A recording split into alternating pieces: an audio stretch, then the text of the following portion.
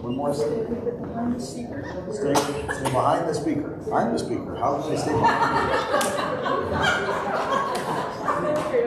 Okay, we got everybody laughing. That's a good thing. Okay, we got a lot we're going to do today. I'm giving a talk on at Pillar on Tuesday, basically the same talk. So when artists said, help, I said, I can do this. And I've done a lot of speaking about Ukraine. So we're going to run through a number of things. How did we get here? Why did this happen now? What has really happened? How will it end? Longer conflict. And some of the longer term consequences. And I'm going to go through this fairly quickly in hopes that we can have a lot of time for Q&A and pick up some of the things that I'm going to talk about. Let's go to the next slide.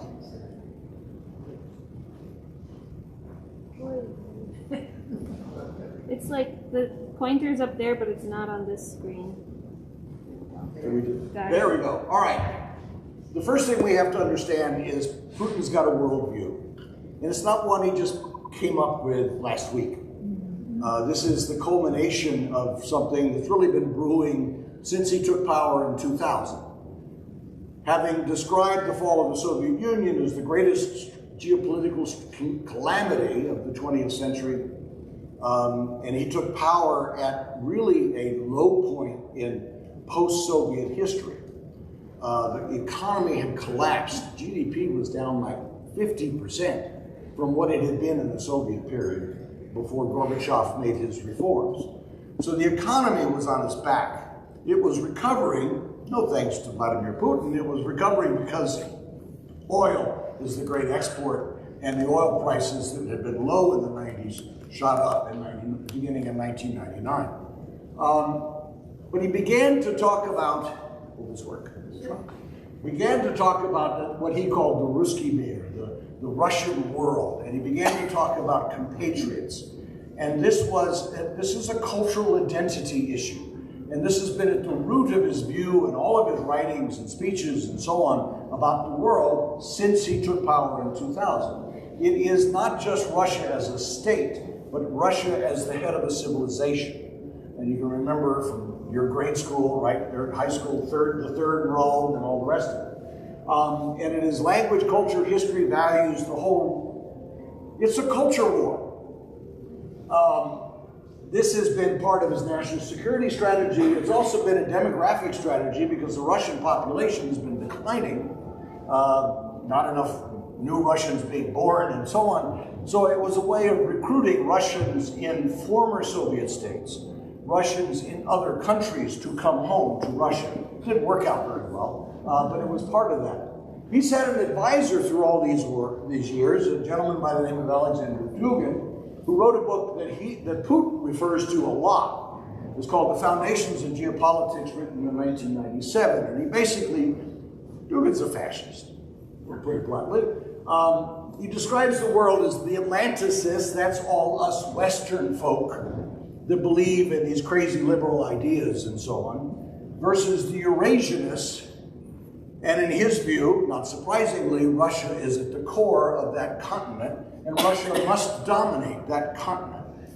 And this is a fundamental struggle for dominance in the world, in which the Atlanticists are seen as encroaching upon and trying to undermine Russia's dominance of the continent. And one of the things that Dugin wrote is that you cannot dominate the continent unless you solve the Ukraine problem, by which he meant Ukraine being pulled away from its natural place as part of the Russian motherland by Nazis, Jews, liberals, LGBTQ, all those other things that contaminate the world according to Putin. And by the way, there's an interesting piece in the New York Times this morning about the Archbishop of the Russian Orthodox Church, who has been a very strong ally in all of this all along the way. Just to show you that things never change. My master's thesis 50 years ago was on power and ideology in the Soviet Union and the role of the Russian Orthodox Church as it tried to make deals to try to stay alive with the Russian state. So I thought this is deja vu all over the time, all over. And of course, the West has been pushing on all of this. This is an oppositional stance that the West, through its color revolutions, through its foment intervention in the post-Cold War period, has been undermining and pushing back and trying to keep his boot on the Russian neck, to keep Russia down. And part of that is this notion that, which you see moderated with, you see amplified with even amongst American academics, John Mearsheimer most of all perhaps, with whom I fundamentally disagree, that it is our fault that Putin has invaded Ukraine because we kept zealously encroaching upon the Russian sphere of influence. Dr. Don and I had a debate about this several weeks ago. We did not, actually, I won't go into this in detail, but as I reminded Dr. Don a couple of months ago, I guess when he made after the invasion started, that it was actually the West's position for several years not to enlarge NATO because it didn't want to. And it was fundamentally in Bill Clinton's mind, it was immediate when Václav Havel from Czechoslovakia and then the Czech Republic and Lech Walesa from Poland basically took Bill Clinton aside and said, you don't understand. We have two choices. We are either part of the West or we're going to live dominated in the shadow of Russia. There is no middle ground for us. So we're either going to be with you or we're going to fall back being under them, and we don't want to do that. And that was the argument that swayed Bill Clinton in 1996.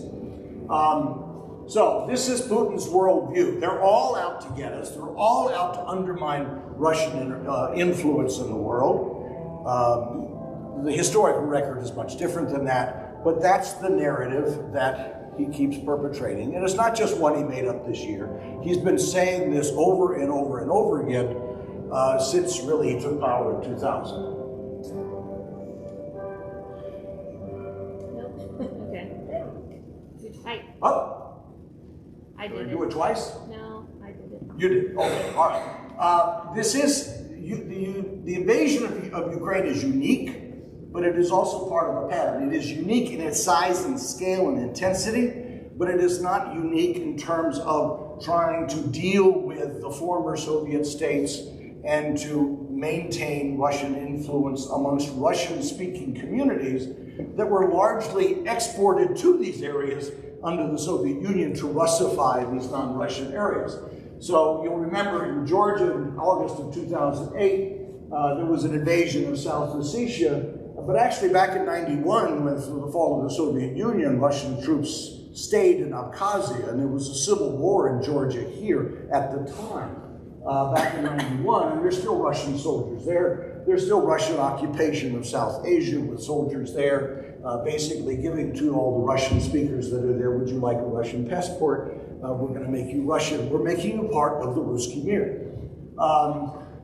You've got Russian soldiers trying to keep the peace with their friends, their natural allies, Armenia against Azerbaijan and Nagorno-Karabakh. That's been going on since the 1990s. And Transnistria is this little sliver between Moldova and Ukraine and Russia. And there are Russian troops there as well. Back to Ukraine. So this is not just a one-off. And back to Ukraine, the trigger of the 2014 event was the Maidan Revolution, which you remember when the Ukrainian president had a referendum about Ukraine having an association agreement with the European Union. That's not membership, but it's an association agreement. And then he got a phone call from Putin and he said, no, you're not. And so he didn't follow through with the referendum. That led to a protest in the Maidan Square in early 2014. Which then turned violent, and the violence was, as near as anybody can tell, was perpetrated by those who the Russians had sent in to foment the violence in that revolution. It had been a very massive, peaceful revolution. You've heard Sergei Popovich talk about that.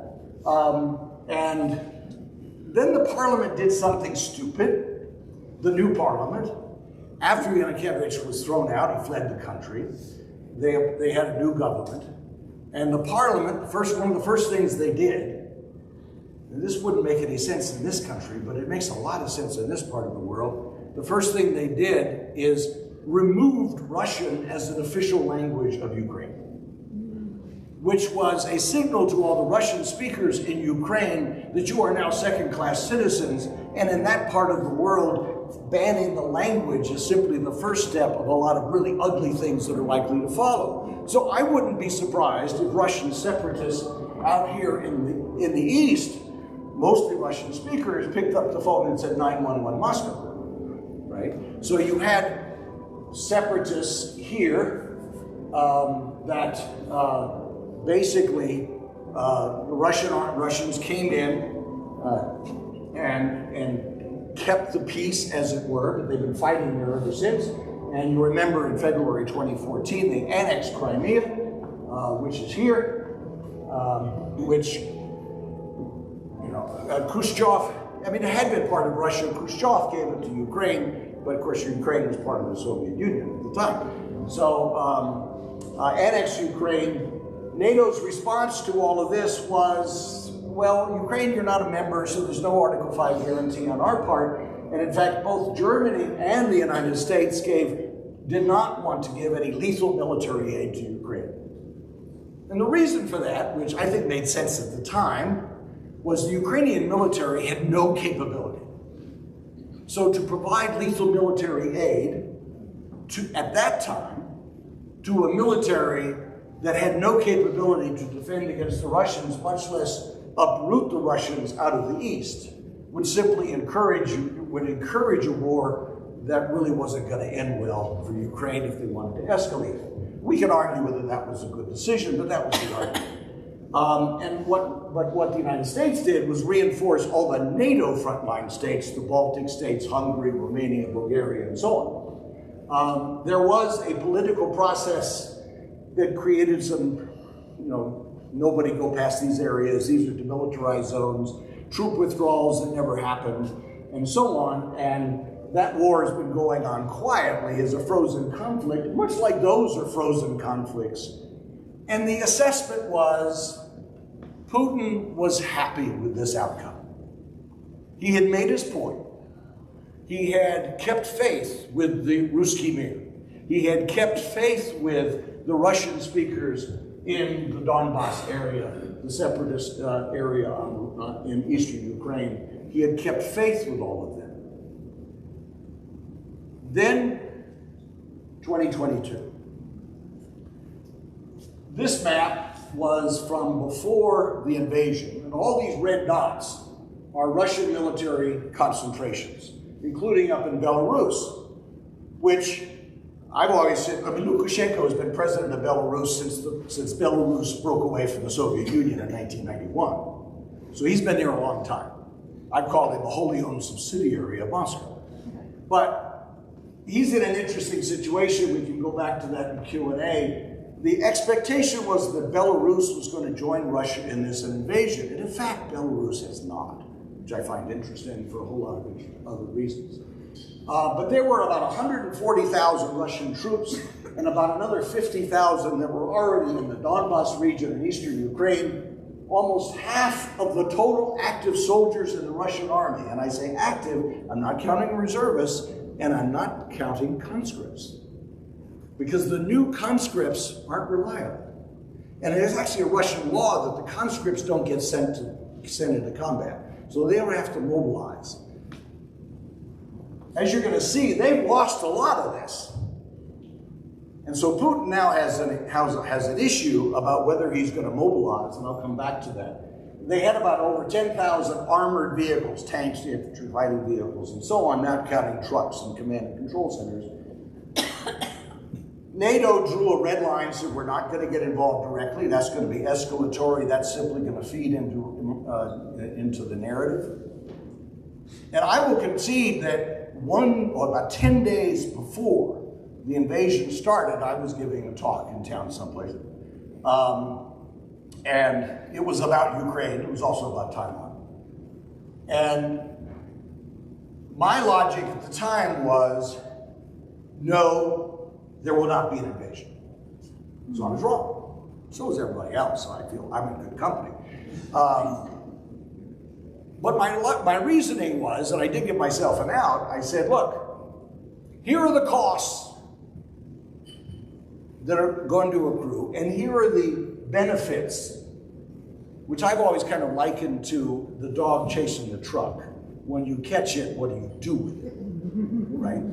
So I just didn't think in Putin's rational calculus he would come up with the benefits outweighing the costs and the risks. Well, he miscalculated, which is to say his rationality was not the same as mine, and it wasn't the same as it was in 2014. I think that's my next slide. No. I don't think it's working. No. All right. I'll get back to that. Just tell me when you want. It's not working. All right. Why now? Putin is paranoid. Always has been.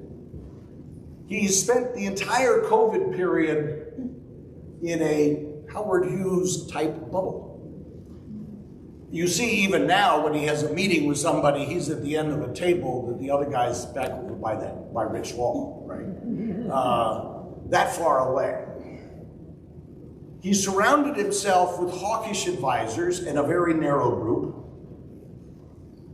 He's almost 70 years old, young by many of our standards, right? But he's jerry-rigged the Constitution so he can basically stay in power forever.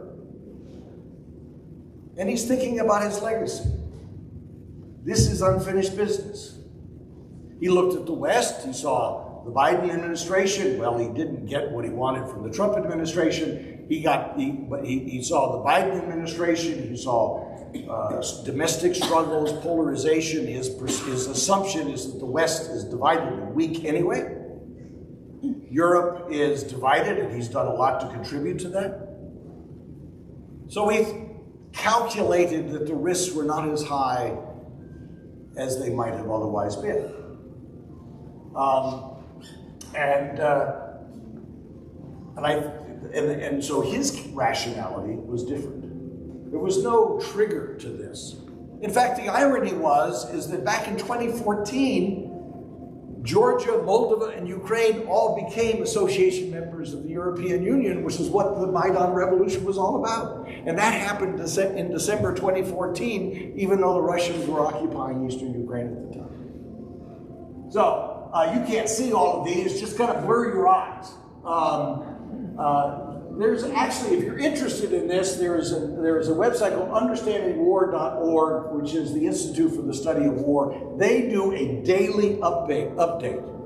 So this is with the day of the invasion, March 15th, April 15th, May 15th. I've just taken snapshots. Here's Kyiv. Here's Kherson and the Crimea. Here's Kharkiv, which is only 25 miles from Russia, and here's Mariupol. So here are the occupied areas, and here are the Russian, areas that they took right away.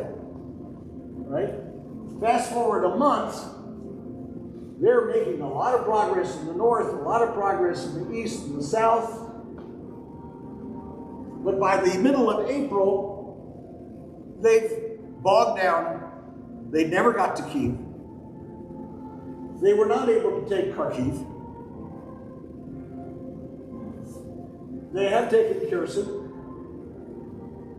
And here's Mariupol, where a lot of combat was taking place. And of course, as you know, Mariupol has finally fallen, although it's like the truck, what do you do when you catch it, right?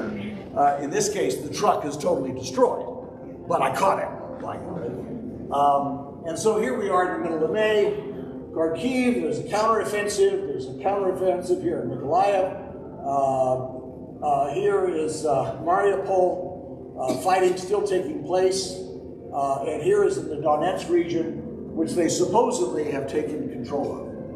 Now, basically what this is a story of is, and I'm happy to send these slides if anybody wants to look at them closely, but this is a story of an invasion gone badly. Bogged down by poor leadership, poor logistics, poor doctrine, poor strategy, poor tactics. The only good thing is they got a lot of firepower, but it's been used pretty indiscriminately, just in the same way that they destroyed Grozny in Chechnya, just as the same way that they helped Assad destroy cities like Homs and Aleppo in Syria. It's the same strategy. The Russian military has demonstrated itself not to be particularly effective in this. And the Ukrainians have increasingly taken the momentum. All right, so where are we today? The occupied territories, this is as of last night, the occupied territories, they're beginning to Russify. They've switched to a ruble currency, they've installed proxy politicians, they're changing the school curriculum, they're rerouting internet servers so that they have to go through Russian internet services instead of Ukraine. They've exploited, Zaporizhzhia is actually still under Ukrainian territory, but they have controlled the power plant. That's the largest power plant in Europe, nuclear power plant. And it doesn't send electricity to anywhere but in Ukraine. They can't redo the structure of it, right? So all the lines are feeding electricity to Ukraine, so they're now trying to figure out how they can charge Ukraine for its own power plant, own electricity. And civilians are fleeing this area under fire. Wait a minute. I thought these were Russian speakers who were supposed to welcome the Russians. Not happening. Some will benefit from it, but there's a lot of opposition to this. There have been recently a purge of Russian military leaders. They've suffered, some estimates vary, anywhere from 10 to reasonably conservative estimates, 10 to 15,000 casualties. Killed, wounded, out of service, captured, POWs, whatever. 10 to 15,000. That's about 10% of their invasion force, which was half of their regular army. So this is significant. They are now talking, they just raised the enlistment age, so if you're over 40, you can now sign a contract and go to war in Ukraine. I don't know how many are actually going to sign that contract. But they're very leery about crossing the conscript line, because that means a lot of untrained young soldiers showing up in the front. They're going to die, and their body bags are going home. And that's what ended the Russian occupation of Afghanistan, because a lot of body bags started going home, and mothers started screaming in the streets.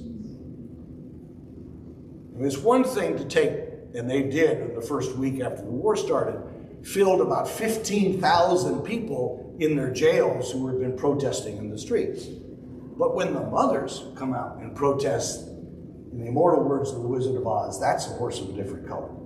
And Putin doesn't want to go there. They lost about 20% of their armored vehicles.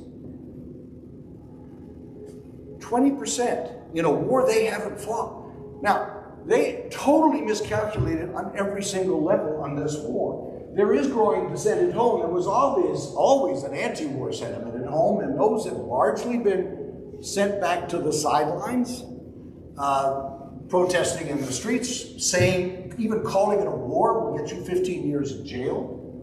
Interestingly, though, Russian media is beginning to publicize, it was a very well-reported case of a retired Russian colonel who was very outspoken about how bad things were going on the front last week. It's the pro-war people who are beginning to say, what the heck is going on? Now, what are they arguing for? They said, we gotta have full mobilization. If we're gonna do this, we gotta do it right. And that is gonna take Putin into another political level that I'm guessing, because I've been wrong about Putin before, I'm guessing he doesn't want to go there. In the meantime, we just signed, Biden just signed, in fact, they hand carried it to him in Korea, the $40 billion aid package that was on top of the $14 billion that had already been put forward this year. And what's interesting about this is half of it is direct military assistance, the rest is humanitarian and a lot of indirect support, economic assistance to Ukraine. They need about $5 billion a day just to keep the economy running. What's particularly interesting is strong bipartisan support. In the House, there were 57 Republicans who voted against it. In the Senate, there were 11 Republicans who voted against it. But this is a strong bipartisan, I mean, it's the one thing about which we've had bipartisan consensus in this country since Donald Trump took office. And he started talking about the obsolescence of NATO, is that Republicans and Democrats have been firm on, no, you don't get this right. We are going to support NATO. Yeah, John. I was just going to say that's notable, and that Donald Trump did not support it. Right. And most of these folks, I mean, some of them are traditional isolationists like Rand Paul and so on. But the others are, I'm just going to call them the Trump culters. That's my editorial. All right, let's go to the next slide. I don't have my watch on, so I don't know what time it is. So you're going to tell me when it's... Okay, all right. Lots of nice pictures here, but this is happening on a lot of different battlefields, not just the military one. And Putin isn't winning very many of these either. You'll recognize the guy on the far left, that's Zelensky, who's become a folk hero in the world, right? Former comedian, Trump tried to bribe him. There has been a lot of this Russian military equipment just destroyed all over the place. This is Mariupol. You know, I'm glad you finally got it, guys. Now are you going to rebuild it? There's nobody there. Now, the real tragedy here is that, of course, there were, you know, a few thousand folks that had hidden themselves in the steel mill, which is way back over here. And the Azov battalion, which was there to the end, was one that Putin really wanted to get, because this is frankly a group of, initially a militia that was very pro-Nazi, because there's a lot of that in Ukrainian history. It's a fringe element, but still it was there, and they were rather open about it. So we can expect those folks who've been hauled off to a prison camp in Donetsk, but now will end up probably in a show trial as Nazis, just to contribute to this Putin view that what we're doing, supported by the Russian Orthodox Church, is that what we're doing is denazifying Ukraine. Ukraine needed denazification. Of course, this is a big embarrassment. You all remember the sinking of the Moskva, their star ship, the Black Sea Fleet. This is what they're facing in Kherson, which is now occupied by Russia. But you've got Russian language speakers. So just because someone is a Russian speaker doesn't mean they want to be a Russian.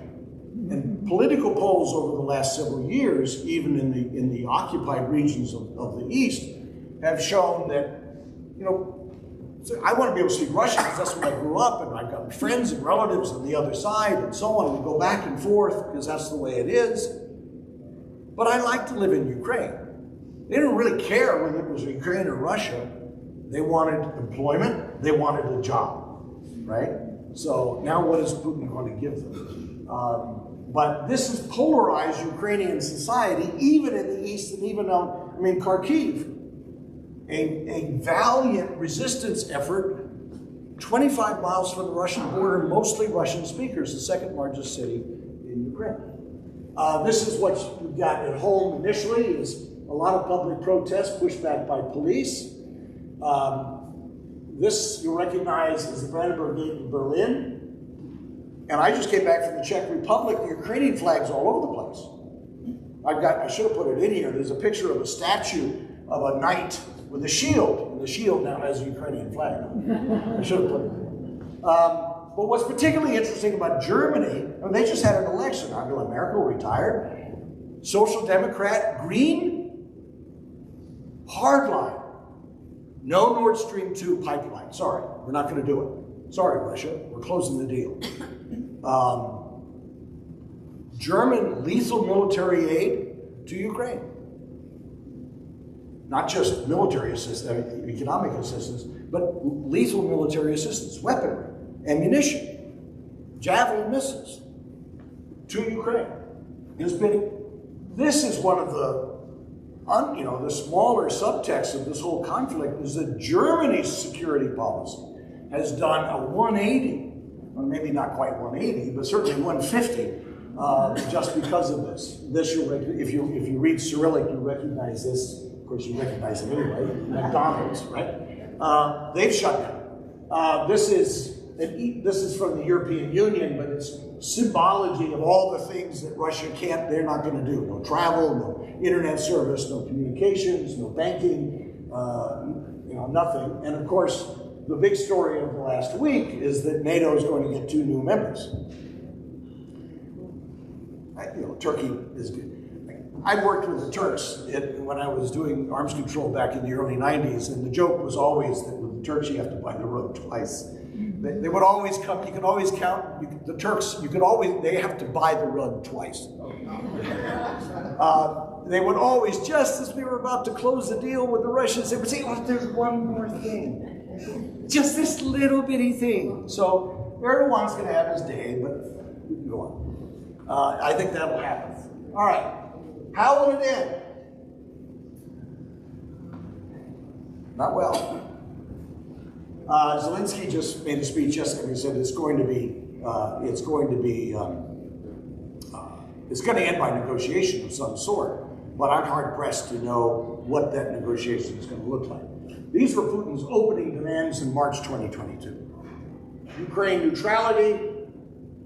I'll come back to that. Zelensky says, yeah, we don't need to be a member of NATO. Now, we have different definitions of what this is because they also want Ukraine to be disarmed so that it can't defend itself, no NATO membership, and it's got to be neutral. In other words, it's got to be subject to Russian demands. What Zelensky means by, I don't need to be a NATO member, and I can be neutral, but I want security guarantees. Because if you tell me I can't have, and this is an interesting question here about what is the role of neutrality. I remember the several times that I've been in the Czech Republic and Slovak Republic over the last several years, pre-COVID, I often did public speaking on behest of the embassy, and I would get questions like, well, why can't we be neutral? From Slovaks and Czechs who are part of NATO. And why can't we be neutral? And the answer is because you're not Sweden or Switzerland. You don't have everybody else's money in your banks. You're not surrounded by high mountains, protected by a lot of friendly countries around you. By the way, when in your history did it ever work out? Never. And if you look at countries like Sweden and Switzerland and Finland, their per capita spending on defense is a lot higher than yours. So if you think being neutral gets you out of a defense bill, think again. So this is neutrality is subject to definition. Now there is an interesting model. It's Austria, the 1955 state treaty that gave Austria its sovereignty because it had been, like Germany, under 4-power occupation after the war. That required in the Constitution that Austria be neutral, and Austria is not a member of NATO. It's got a reasonably significant military, but it's not doesn't feel directly threatened. But it's also a very active member of the European Union. So neutrality does not necessarily extend to the European Union. I don't even know what that means. You could probably do something with that. But this is not going to happen. For Zelensky to concede Donetsk, Lugansk, these are the 2 republics in the east that at the beginning of the war, you remember that the Russian parliament recognized the independence of these 2 breakaway republics. It's just what Russia needs is 2, steward states on its border. And Crimea. That's not going to happen. It wasn't going to happen in February, and it's certainly not going to happen now. Zelensky in one sense says, I'm not going to give up people or territory. A lot of other things we could talk about. He is politically vulnerable. I mean, if he gave away too much after everything they've been through, Zelensky could find himself out of a job. So this is not the kind of, it's the kind of thing you can move from popularity to unpopularity very quickly.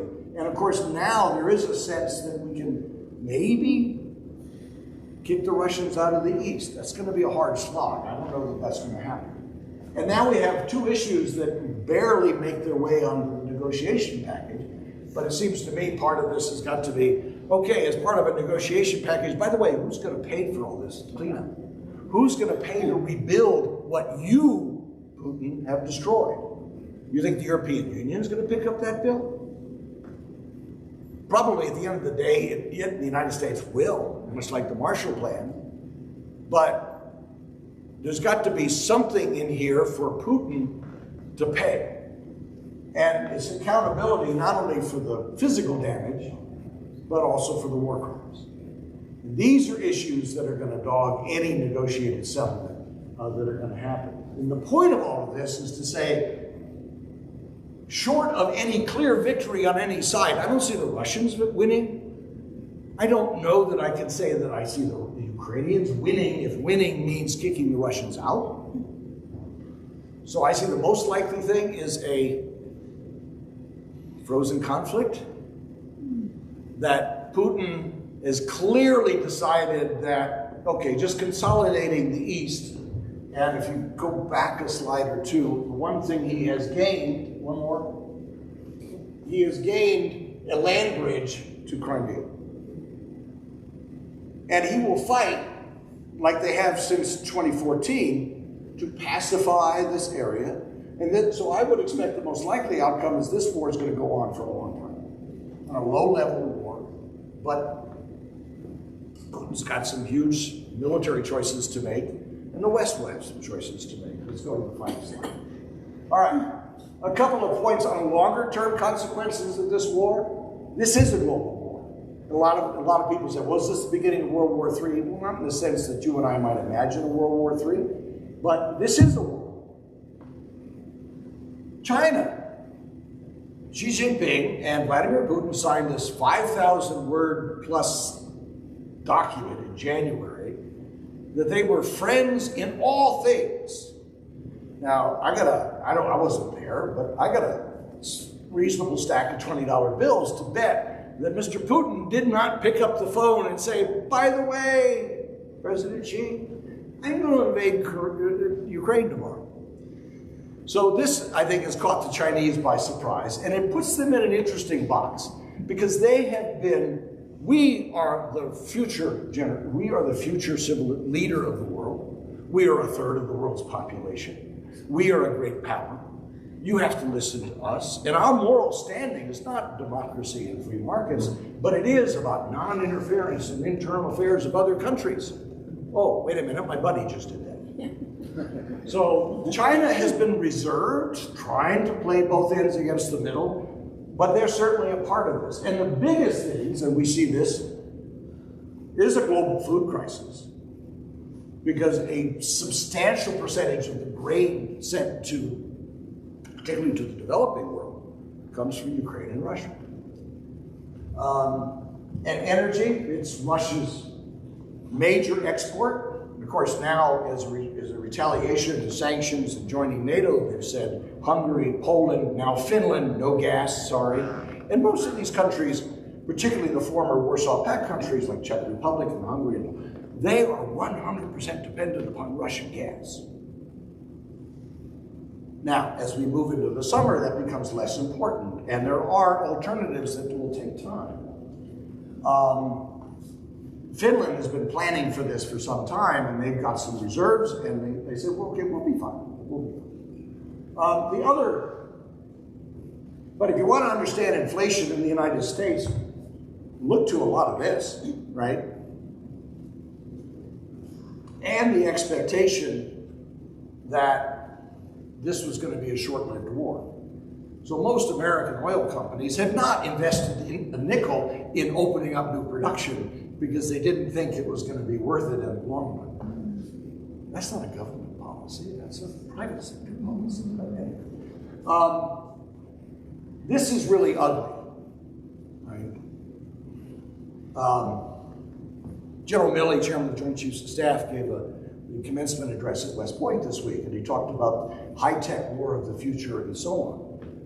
What's interesting is that Russia, after years of increasing defense spending, talking about modernization and innovation and technology, has basically fallen back on old habits. They're not getting it. This was a land siege. They've been blasting civilian targets. We've been introducing a lot of new weapons that give them accuracy and range that the Russians don't have. Their tactics and their logistics and their training haven't kept up. The real danger here is whether a taboo on the use of weapons of mass destruction, nuclear or chemical in particular, might get broken. So far, wish it would. So far, that taboo has not been broken. I'm worried, punchline, I'm worried that it is not Russia's strength that's a problem, it's Russia's weakness that has been demonstrated and is a problem. Transform European security, the US commitment to NATO is as strong now as I can remember it ever being, even in many years of the Cold War. NATO's been woken up and rejuvenated and enlarged. And I've already talked about whether neutrality is a really reasonable alternative to many of the Eastern countries, and it is not. Russia's politically isolated, it's economically it's substantially diminished. It's losing people left and right, mostly younger, highly educated people who just say, I'm out of here. And you didn't need a visa to get on an airplane and fly to Istanbul and go wherever you wanted to from there. And there's a huge Russian community in Istanbul now. There are Russians on our southern border saying, I want in like the Ukrainians, because if I go back, I'm dead. And they are militarily weakened substantially, not only by the loss of stuff, but also by the image of the invincibility of the Russian military. That they couldn't even take a neighboring country, a Russian-speaking community like Kharkiv, 25 miles from their border, they couldn't do it. They had to abandon their defensive on Kiev. But this does mark the end of the post-Cold War era. The post-Cold War era I define simply as the period since the fall of the Soviet Union until now, in which the West, the US in particular, lots of debates and ups and downs, but for the most part has tried to find a way to manage this relationship with Russia, not in terms of Russia's going to become a democracy. That was clear in the 90s, that wasn't going to happen. But in the sense that we have common interests, you have interests, we have interests, we can work together, we have arms control interests, we have lots of things that we can work together on, and that we can manage this relationship in a constructive way. And that we are not a threat to you, even though you insist we are. We have tried hard, lots of mistakes. We've tried hard to say that to Russia since 1990. Actually, since Reagan and Gorbachev. And Putin isn't having any of it, and as long as Mr. Putin or Putinists are around, there isn't going to be any of that. There's no arms control, there's not going to be any collaboration, there's no more cooperation, there's nothing. It's going to be a new Cold War, which I hope and pray will stay cold. I think that's it. All right, questions, comments, snide remarks, Kathy? In this Atlanticist versus Eurasianists, right? Where do you think that leaders like Orban and some of the conservative leaders in other countries in that part of the world fit? I will repeat the question. Wherever the mic is. Right behind you. Oh. I'll let you. And then I will repeat that question, which is an excellent one. In this debate between Eurasianists and Atlanticists, where do people like Orban of Hungary fit into all of that? Orban's not an ideologue. I don't know that he's read Dugin or not. He doesn't, Hungary doesn't want to live in the shadow of Russia. What Hungary wants is the benefit of Russian energy, Russian military, Russian economic assistance, NATO military guarantee, and aid from Brussels and the European Union. What's not to like, right? So he's just going to play all ends against the middle as best he can. Now, how well he got away with it. There were elections earlier this year, and then there was more of a challenge to him. But he's finding himself increasingly isolated. This is one of those events that is going to get more and more people saying, "What side do you want?" Standing in the middle will get you twice as likely as being run over. That's my life. That's the question in the back. Take a microphone. I'm sorry?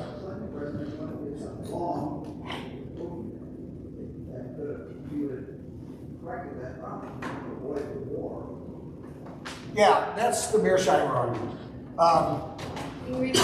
The argument is that Clinton did something that the United States, in supporting the enlargement of NATO, started a chain reaction that led to this inexorable push to the east, right up to Moscow's border, and former Soviet states, and that ultimately this was the straw that broke the camel's back. I don't buy it.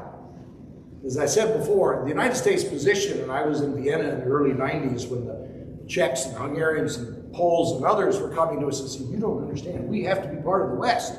This is even before the Soviet Union had gone away. This is even before the Warsaw Pact had formally disappeared. And our government's position was, well, be part of the West, but not NATO, right? That was our position until about 96. And it took a while for the American military even to go along with it within the interagency debate within the United States. The first thing we did, we the West did, when we finally decided in 96 that we would support enlargement of NATO by bringing in Poland, Czech Republic, and Hungary, was to create a NATO-Russia founding act that Yeltsin signed. He was sober. That Yeltsin signed that said, look, and Russia signed it, we are going to enlarge NATO. There will be new members of NATO. You don't get a veto. But we will not permanently station substantial combat forces in those countries. We'll do training, we'll do some infrastructure. We will not station nuclear weapons in those countries. And there was several other similar assurances to Russia, which they acknowledged. That was the first step before there was any enlargement of NATO. So unless the United States and the West were prepared to say, sorry, Lech Walesa, sorry, Václav Havel, you guys are stuck in the East. And that's the Mearsheimer argument, that we should acknowledge, his article just about a month ago, we should acknowledge a natural Russian sphere of influence, defined by whom, I'm not quite sure, that says the world is better off if we just let them have what they want in their sphere of influence, which is essentially, I guess, the former Soviet Empire and the Slavic world. What is, and I'm sorry, I just came back from a country that's awash in Czech Republic, that's awash with Ukrainian flags. They spent most of their lives not being the Czech Republic. Poland spent much of its life not being Poland. They don't want to accept that. And it is not for us to say, well, there's a natural law that says you just got to listen to Moscow. So no, I don't think the US made that mistake, but it's a narrative that Putin is famously pushing. Honey Rose. I have the mic, so I have a question. No, perfect. So I like the idea the Cold War went on for a long time rather than more dangerous, but people like Mitt Romney yesterday, I listened to him speak and I read an article. He's very positive that it's actually in Putin's military doctrine that even though he's saying we won't use nuclear unless you do, it's in his doctrine. If he feels threatened enough, he will and he can do it first. That's true. That's true. Would that be another total miscalculation on his part because the rest of the world would retaliate? I think that would be a huge miscalculation, and I'm going to hope, that's an excellent question, Ani Rose, and I'm going to hope that Putin, within his frame of rationality, given how difficult the Russian military is, how poorly it has performed so far, that he understands that's a risk he may not want to take. But no, that's right, and there is a Russian doctrine that talks about escalate to de-escalate. That Romney was talking, I didn't hear the speech, but I'm sure that's what he was talking about, that basically says, I'm going to use a tactical nuclear weapon. There's no such thing as a tactical nuclear weapon. A battlefield nuclear weapon. Someplace that's going to say, don't push us back too far. And I think, the Biden administration is it's a huge balancing act. How to be tough, how to be firm, how to help Ukraine, but not provoke unduly the Russians, but not give him what he wants. And that's a difficult balancing act. I hope it remains in the doctrine, but I think he also understands that, even if the West doesn't respond with nuclear weapons, the Western military capability over the existing Russian military capability is not good. And remember, there's a little enclave called Kaliningrad, which is cut off by Poland and Lithuania, surrounded by NATO countries. There are options that the West has that don't necessarily involve using nuclear weapons. There's been news lately that Putin is really ill. Do you think that's true? And two, if he were to die in office, what would that mean for this conflict? Great questions. I don't know if he's ill or not. Maybe not quite focused. He's, as I say, I think all decision makers are rational, but the question is, what's their frame of rationality? So it's kind of a moot point. I don't know if he's physically ill or not. I am reminded by Russian and Soviet historians that the only time Russian governments fell was from the inside. They never fell from the outside. What it would take, if he just died in office, either natural causes or unnatural causes, I don't know what would happen. I can create a good scenario, and I can create an ugly scenario. Because people people around him. Now, Gerasimov, who's chairman of the General Staff, is by all accounts a highly professional soldier, not political. Shoigu, who is the Minister of Defense, he's a political hack.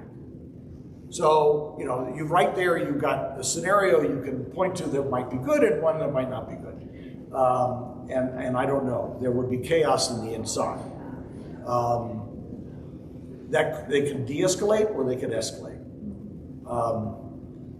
The best outcome would be for the military leadership, now that he's starting to purge many of them, quietly to talk to the intelligence leadership, the KGB leadership, quietly to talk to a couple of the most influential oligarchs, and for them quietly to decide that it's time to go.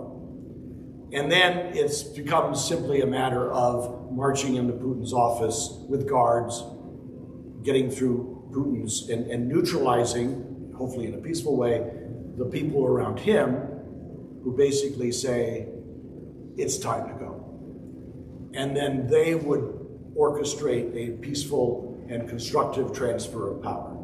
I also believe in the tooth fairy. Rich.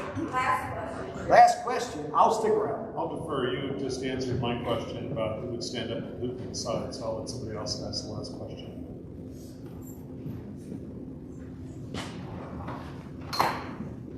I've been more concerned about global climate change, and I'm wondering if all the attention is now focused on the Plutarchs in Russia and their $300 million yachts, and in our country, Elon Musk, if maybe there'd be more thinking about the bigger problem of global climate change.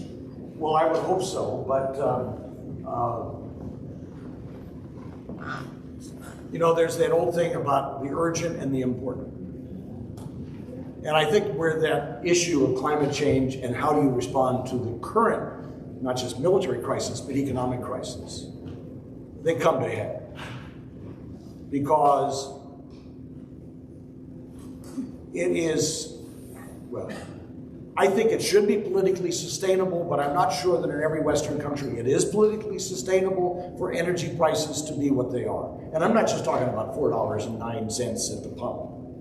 I'm also talking about countries in Europe that are going to be dealing with real shortages of energy that is going to take a long time. In the long run, I think this accelerates the move towards electric vehicles, alternative sources, and that's why Finland's in a much different place than a lot of other places. Finland and the Scandinavian countries are a much better place. And Norway doesn't care because they've got North Sea oil. But they've also been doing a lot of alternative energy sources. So I think in the long run, this escalates that. That's the Martin Luther King long arc of history, right?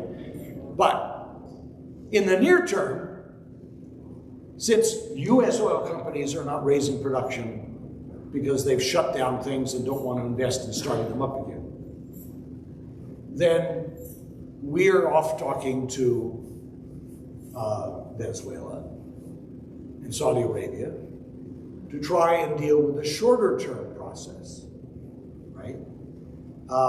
And Mr. Biden has a clear domestic political agenda here, which, for his point of view is quite, I'm going to be nonpartisan here, but, my sympathies, but is going to be, he says, look, if I don't get reelected because of this, then what are you going to get?